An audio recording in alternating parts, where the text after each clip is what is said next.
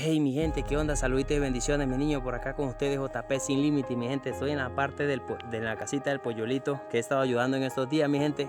Y ya no está, mi gente, como le comenté en el video anterior, que iba a venir un día esto y ya no lo iba a conseguir. Resulta y pasa que ya el Pollolito voló, mi niño. Aquí está el nidito solo, ya se los voy a mostrar. Quiero agradecerle, mi gente, por el apoyo que me están dando. Muchas personas, mi gente, comparten los videos, los que comentan, los que le dan corazoncito a los videos, mi niño. Es un gran apoyo para mí. Así que, mi gente, andamos en esto, vea, buscando príncipe de la naturaleza que consigamos por ahí infectado con gusano, mi gente, lo vamos a ayudar de inmediatamente, ¿me entiende? Entonces, muchas gracias a todas esas personitas que dejan el regalito, mi niño, en los comentarios. Gracias, Dios me le bendiga y me le multiplique. Mire, aquí está el nidito, vea, ya no está el Pollolito, ya voló. Así que ya se los voy a mostrar, mire esto. Bueno, mi gente, mire, aquí está el nidito. Ya este príncipe de la naturaleza se fue. Qué bendición de venir y ya no encontrarlo, bueno, pero quedar contento que ya se fue con los papás, mi gente.